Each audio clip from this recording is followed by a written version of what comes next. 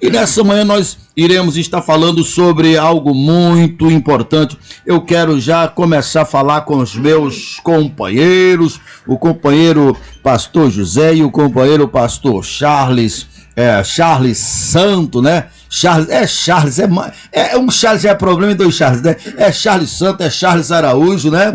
E não vou falar pra ninguém também que meu nome não é José, né? Mas que rumação, né? Mas estou na Bíblia, né? Porque a Bíblia diz que quando a gente chega em Cristo, nova criatura a gente é, né? Verdade. Tem que ter um novo nome, né? A Bíblia diz que nós temos um novo nome, né? Pessoal, eu quero estar abrindo este momento o assunto. Quero falar sobre 3 assuntos. Primeiramente, algo que eu acredito que é muito importante nesse momento, nessa fase da história da humanidade e na nossa história, a gente entender. Nós estamos sobre essa, eu não digo nem expectativa, né? Expectativa quando é uma coisa boa, nesse alerta eminente de guerra, né? De guerra. A Bíblia, o próprio Jesus falou que era um dos sinais, era guerra. Mas a gente sabe que tudo que acontece envolvendo Israel é diferente dos acontecimentos fora de Israel, porque Israel é o relógio do mundo, né? E o que eu quero falar para a gente abrir esse tema é para a gente que crê no Senhor Jesus saber de 2 coisas. Primeiramente, é que o homem de cima sempre foi e sempre será superior ao homem de baixo. E todo cristão que nasce de novo, ele não é de baixo, ele é de cima. Não é isso? Ele é de cima. Tem muito falado a respeito da marca da besta, não é isso? E você pode ter certeza, o principal selo da besta é o medo. Por isso Deus disse, não temas que eu sou contigo. Nós temos que entender o seguinte, quando o Senhor Jesus ressuscitou, que disse assim, todo poder foi nos dado ou me dado nos céus na terra, foi esse mesmo poder que ele disse, aí vos dei poder. Ninguém pode exercer autoridade sobre a igreja, porque a igreja é o corpo de Cristo. A gente sabe que vai acontecer guerra, a gente sabe que vai acontecer um anticristo, mas o anticristo, pela luz da Bíblia, nós fomos colocado acima de todos os nomes que se nomeiam. E não deram que esse cabra estava, que ele não sabe da história. Se ele não sabe da história, nós vamos avisar para ele. Ninguém governa sobre Cristo. Mas quando as pessoas entram nesse estágio de medo, ele dá direito ao diabo, né? Então dá direito ao diabo. Mas em qualquer lugar que tiver uma ou mais pessoas firmes em Cristo Jesus, ali está firme. A outra coisa que nós queremos falar também o mundo precisa acordar a respeito do investir no reino. Porque investir no reino não é investir numa religião, não é? É o maior investimento, é o único investimento que o resultado não é só para agora. É para agora, porque o próprio Jesus disse, ninguém deixará casa, ninguém deixará isso, ninguém deixará qualquer coisa que deixar em prol do reino, que não receba 100 vezes mais aqui e uma morada no reino que está por vir. E o último assunto que nós vamos estar conversando nessa manhã, nessa segunda-feira, que obviamente será o assunto da cidade, será o assunto da semana, também será o assunto da cidade, né?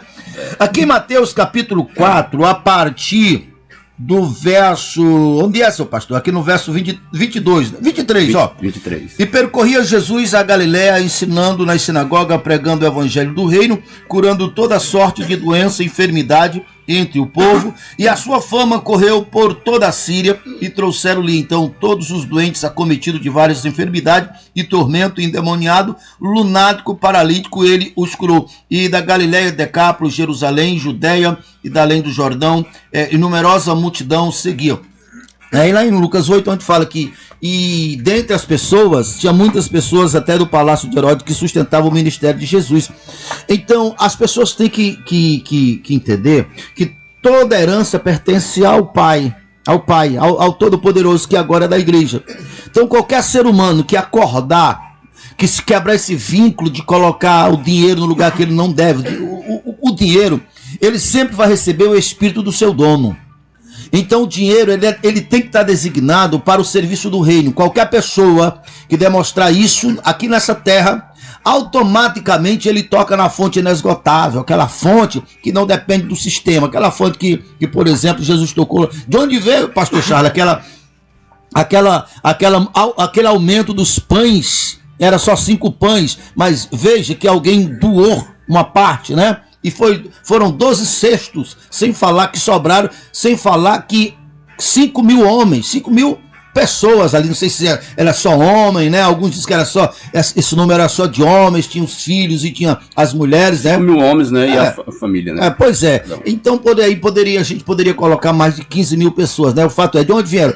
Dessa fonte é do céu. Então tudo isso está na palavra, porque a palavra, ela não veio de baixo. Quem tem a palavra, quem tem o espírito da palavra, tem o espírito de cima. Hoje sempre começa com o pastor José, eu vou começar com você, né? Então, a paz do Senhor, pastor Charles, seja muito bem-vindo mais uma vez. Paz do Senhor, bispo, e bom dia a todos que estão na escuta da Esperança FM.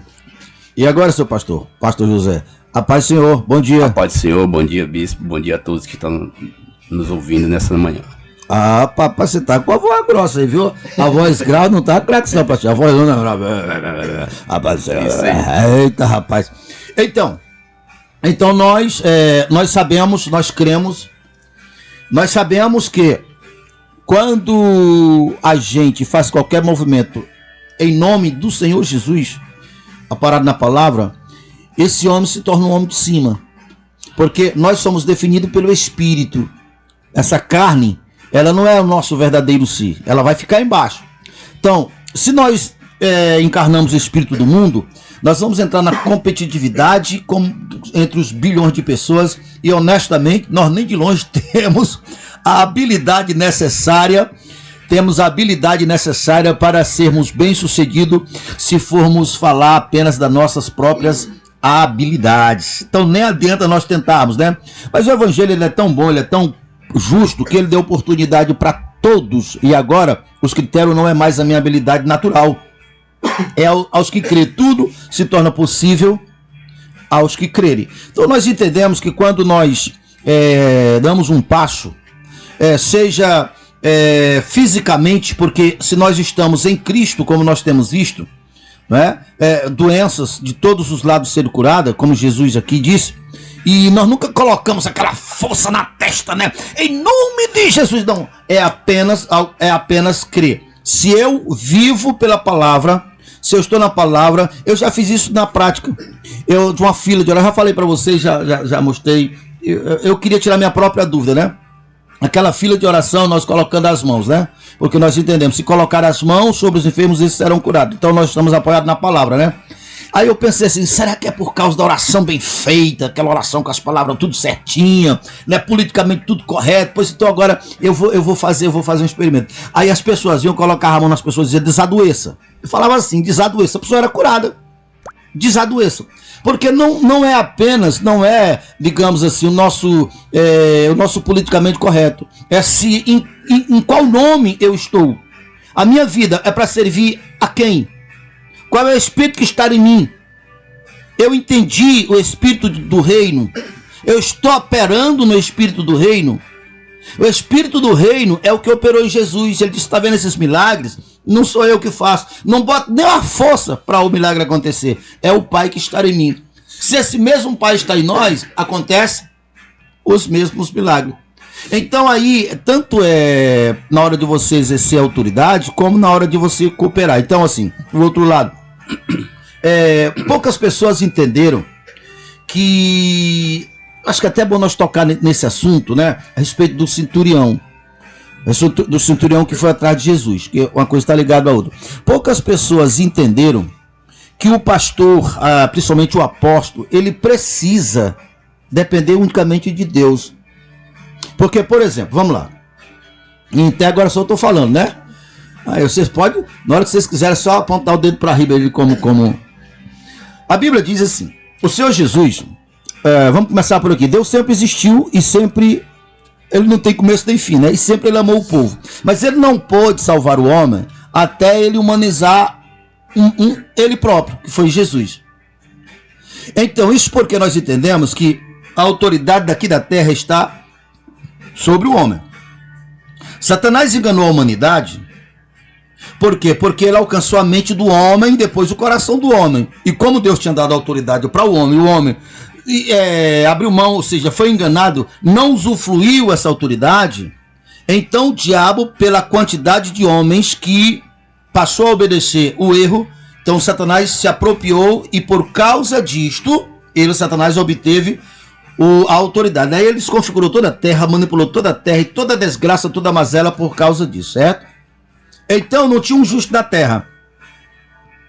Então, como foi que foi tomado de volta? Um justo, no caso Jesus, se humanizou, ele corrigiu, não é, o erro de Adão, e foi Deus disse para Adão: dominai sobre tudo. Se você for olhar, no caso de Adão, dominai sobre as aves, os animais, não tinha dominai sobre o céu. Não tinha. Foi acrescentado depois que Jesus. Todo o poder foi me dado agora nos céus, o que Adão não tinha, e na terra. Então foi aprimorado. Não adianta o diabo querer fazer alguma coisa, que cada coisa que ele faz para atrapalhar, ele vai recuperar. E Paulo fala que Jesus é o segundo Adão, né? O segundo Adão. Então a gente vê que o evangelho foi aprimorado, né? Exatamente. Então esse segundo Adão, ele é exatamente um homem perfeito, né? Exatamente. Que veio na terra para salvar a humanidade. E através dele a gente estará aqui. Então eu costumo falar que o nosso Deus, ele veio para nos libertar, nos dar uma vida abundante a todos. Então, se você se apegar com esse Deus, você vai ver que não é só a Bíblia, a palavra de Deus, não é só uma letra. Exatamente. Né? Então, tem vida naquilo ali. Tem vida. Quando você lê as escrituras, você tira vida. Eu lembro, bispo, que o Senhor pregava a respeito de Jesus, quando eu aceitei Jesus. E eu acreditei naquela palavra. Eu falei: meu Deus, se isso é verdade, eu quero para mim. Sim. Né? Naquele tempo. E aí passou daquele tempo eu acreditando nas escrituras, lendo, buscando o Senhor. Chegou um momento que uma pessoa trouxe alguém para mim que estava enferma e demoniada. Uhum. Aí eu falei no meu coração, eu falei: Senhor, agora é a hora de eu botar em prática aquilo que está escrito. Uhum. Porque é interessante a gente falar disso, porque muitas pessoas não acreditam em milagres hoje. Muitas pessoas acreditam simplesmente que é uma história, é algo contado no passado, algo que Jesus fez no passado e tal, e depois daquilo acabou. E se a gente não tiver cuidado, a gente fica só nisso, contando só essa história da Bíblia. A gente fica só nisso, se alimentando só de uma história, se emociona por causa daquilo. Então, há muitos pregam isso e as pessoas até se emocionam, até se alegram com o que Jesus fez, né, no passado e etc. Só que, na nossa realidade, a gente vê que nós três estamos aqui, não simplesmente por ouvir falar do Evangelho. Exatamente. Mas sim porque a gente experimentou isso no nosso corpo, na nossa alma, no nosso espírito, que a gente viu que a palavra, ela é verdadeira. Então, a gente está aqui para levar esse Evangelho que cura, que liberta as nações e fazer elas entenderem que se elas acreditarem, elas vão ter. Então a gente quer que as pessoas saibam que não é só palavras, não é só histórias, mas é um Jesus vivo que está em nosso meio hoje, sabe? Quando Maria foi visitar o túmulo, Jesus não estava lá mais. Sim. Né? Então assim, ele já estava em espírito. Então, ele vive hoje em nosso meio. Ele é real. Então, nós estamos aqui, a nosso esforço, bispo, para que as pessoas entendam que Jesus é real e que se alguém se aproximar dele, sabe, aquele Jesus que ele chegou na beira do tanque, tinha um homem ali que estava há 38 anos doente, sabe, enfermo, e ele estava no físico, né, como a gente fala, eles estavam encarnado ainda, Jesus naquela época, e aí teve um encontro com aquele homem se aproximou, eles se aproximaram, e ali você vê que aquele homem foi curado na hora, quando ele disse para aquele homem se levantar, pegar o seu leito e ir para casa. Aquele mesmo Jesus que fez aquilo naquele momento, ele está hoje em espírito. Então aqui, a palavra de Deus diz: aquele que invocar o Senhor será salvo. Será salvo. Amém? Então isso é interessante. Deixa eu só continuar aqui com o raciocínio, validando tudo isso que você está falando, o porquê que tudo isso acontece. Jesus se humanizou, não é? Então, ele se humanizou como homem, ele retornou para si a autoridade que tinha perdido, não é? E agora ele falou várias vezes para os discípulos: olha, até agora vocês não têm pedido nada em meu nome, mas daqui a pouquinho eu vou para o Pai, e quando eu chegar lá no Pai, eu vou enviar o Espírito Santo, que o mundo não conhece, mas vocês terão o Espírito Santo. Então, aonde o Espírito Santo está é o território de Deus. Então, o que eu quero enfatizar com isso? Veja, nunca tinha acontecido na história da humanidade, da história do universo, um homem está no céu. E agora nós temos um homem no céu, que é Jesus. Por isso, a autoridade do homem foi estendida nos céus e na terra. Todo o poder foi me dado nos céus e na terra. Antes de Jesus não tinha. A autoridade só era aqui na terra. Mas depois de Jesus, porque nós temos um homem no céu. Entendeu? Não um homem de carne e sangue, mas tem um homem no céu que viveu com carne e sangue. Ele é o sumo sacerdote. Ele é o sumo sacerdote. Então não tem ninguém acima dele a não ser o próprio Todo-Poderoso que é Deus. Então, quando nós entendemos que ele está lá no céu, o homem justo do governo, e ele sabe exatamente as nossas dificuldades, as nossas fraquezas, porque ele sentiu na sua pele. Então, eu nele, Deus. é ele em mim. Exatamente. Então, eu estou no céu e eu estou aqui. Jesus está no céu e Jesus está aqui. Agora, por que na prática isso não acontece sempre? Porque as pessoas, a maioria, não conseguiram se desvirtualizar da sua própria vida. Fala de Jesus, tem simpatia por Jesus, mas vive a sua própria vida, onde está todo o histórico do seu pecado, porque a condição é: eu tenho que morrer a minha velha vida. Isso não é ruim, isso é maravilhoso, isso não é ruim, né? Eu, numa oração, falando com Deus, eu digo: Senhor, verdadeiramente, isso não é fácil. Sabe? Não. É que a mente de vocês foram construída toda errada, porque não tem como ser ruim a vida de um Deus. Não tem como ser ruim a vida de um Todo-Poderoso, onde não tem ninguém acima, onde não sofre ameaça, onde não sofre... Não, onde é rico, riquíssimo, porque tudo é do Senhor. E dos valores daqui de baixo, aquele Cristo que está com o corpo glorificado não usufrui nada. Mas ele espera que os valores daqui de baixo seja convertido em coisas, em valores que seja para cima. Estou falando em um dos louvores. Porque gasta, Isaías 55. Porque gasta o vosso dinheiro naquilo que não é vida?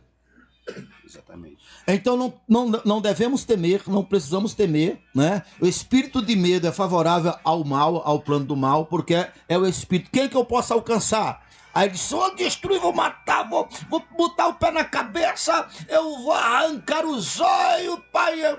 Vai lá, agora veja onde o espírito alcançou. Aí então, ai meu Deus, eu tô com medo, é guerra, só aquele, vai selando aí, vai selando.